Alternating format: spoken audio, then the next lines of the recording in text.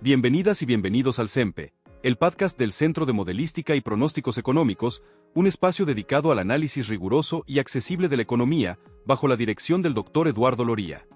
En este programa exploraremos temas clave de coyuntura, investigaciones recientes y las herramientas que permiten entender mejor el comportamiento de la economía, siempre con la misión de acercar el conocimiento científico a todo público. Comencemos. Bienvenidos al podcast del CEMPE. Hoy presentamos el episodio titulado La economía del rezago educativo, una perspectiva desde el capital humano. Este es el episodio de hoy. A ver, pensemos en esto. ¿Por qué algunas personas no terminan la escuela? Muchas veces lo vemos como si fuera una decisión súper personal, ¿no? Pero, ¿y si en realidad fuera una elección económica y hasta perfectamente racional? Bueno, en este análisis vamos a meternos de lleno a desglosar justo eso, las razones económicas que hay detrás del rezago educativo. Ok, para entender esto bien a fondo, vamos a seguir una ruta. Primero, vamos a ver cuál es el impacto real del rezago educativo. Después, vamos a cambiar la perspectiva y analizarlo como si fuera una inversión, usando la famosa teoría del capital humano. De ahí, nos vamos a meter a descifrar la lógica, o sea, qué pasa en la cabeza de alguien al decidir si sigue o no. Luego, identificaremos los factores clave que influyen en esa decisión y, para cerrar, nos vamos a quedar con una pregunta. ¿Es todo al final una simple cuestión de racionalidad? Entonces, empecemos por lo más básico. Más allá de tener un papelito, un diploma, ¿por qué de verdad importa tanto que alguien termine sus estudios? O sea, ¿qué consecuencias reales tiene no hacerlo? Tanto para la persona como para todos nosotros, para la sociedad. Primero que nada, definamos de qué estamos hablando. Rezago educativo. Suena un poco técnico, pero es simple. Es cuando una persona tiene menos años de escuela de lo que se considera, pues, lo normal para su edad. Pensemos, por ejemplo, en un chico de 18 años que no acabó la secundaria, o en un adulto que nunca terminó la primaria. De eso justamente hablamos. Ese es nuestro punto de partida. Y ojo, que esto tiene un peso enorme. No es una opinión, Tenemos décadas de estudios que lo demuestran. El rezago educativo está ligado directamente con salarios más bajos, con ser menos productivo, con tener muchísimos más problemas para encontrar un trabajo formal. Y ni hablar de la movilidad social, o sea, la capacidad de mejorar la situación. Además, hace a la gente mucho más vulnerable cuando vienen las crisis económicas. Las consecuencias, como vemos, son gigantes, tanto para la persona como para el país entero. Ok, ahora, para entender de verdad por qué pasan estas cosas, hay que ir a la raíz del asunto. Y aquí viene lo interesante. Muchas veces no es un tema de falta de ganas, es un tema de lógica económica. Y para poder descifrar esa lógica, vamos a usar una herramienta teórica súper importante, la teoría del capital humano. A ver, ¿y qué dice esta teoría? Pues propone algo que lo cambia todo. La idea de que los conocimientos, las habilidades, la experiencia, todo eso es una forma de capital. Pensemos así. Igual que el dinero puede generar más dinero, este capital humano hace a una persona más productiva y al final del día aumenta lo que va a ganar en el futuro. Y esto es lo que es realmente fascinante. La conversación cambia por completo. Estudiar ya no es solo una obligación, algo que se tiene que hacer. No, se convierte en una inversión. Se están invirtiendo tiempo y recursos hoy esperando tener un beneficio más grande mañana. Es exactamente lo mismo que hace una empresa cuando compra maquinaria nueva para producir más. Entonces, si estamos de acuerdo en que la educación es una inversión, pues toda inversión necesita un cálculo, ¿cierto? La decisión de seguir en la escuela o salirse se resume básicamente en poner en una balanza los costos contra los beneficios que se esperan. Y aquí, justo aquí, está el corazón de todo este análisis económico.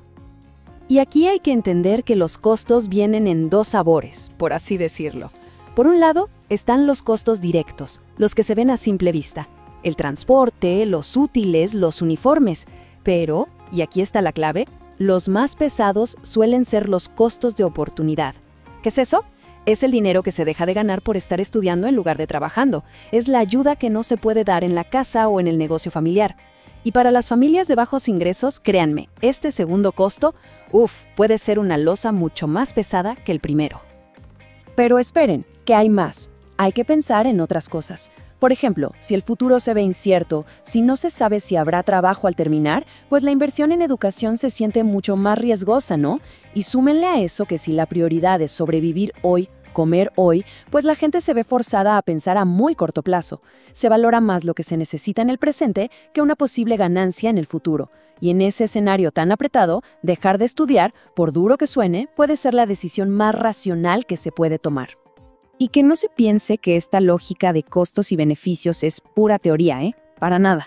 Esto se ve en factores súper concretos, que se pueden medir y que al final determinan si alguien sigue o no en la escuela. A ver, vamos a ver cuáles son los más importantes. El primero, y quizás el más obvio, es el ingreso del hogar. Es que es directo. Este factor define si una familia puede o no cubrir los costos de la educación. Y más importante aún, si se puede dar el lujo de esperar a que esa inversión dé frutos en el futuro. Miren, cuando el ingreso es bajo, la presión económica es inmediata y brutal. Aumenta muchísimo la probabilidad de que los chavos tengan que trabajar. Y eso pues, o dificulta ir a la escuela o de plano lo hace imposible. Y ya ni hablemos de que hasta los gastos más básicos como pagar el transporte o comprar cuadernos se vuelven una carga pesadísima. Ahora, el segundo factor clave, la escolaridad de los padres. Y esto es algo que se ve en todo el mundo, La evidencia es clarísima. El nivel de estudios de los padres es uno de los mejores indicadores para predecir qué camino educativo van a seguir sus hijos. Y ojo, esto no es un tema de inteligencia, para nada. Tiene que ver con la transmisión de valores, de conocimientos. El nivel educativo de los padres moldea las expectativas que tienen para sus hijos. Influye en qué tan bien conocen el sistema escolar, qué tanto valor le dan a esos beneficios del futuro que mencionábamos. Y claro, qué tanta ayuda con las tareas pueden dar en casa. Y bueno, hay más factores que están súper documentados. Por ejemplo, las condiciones del hogar. Algo tan básico como tener acceso a servicios de salud afecta si se puede ir a clases seguido o no. El número de hijos, claro que importa.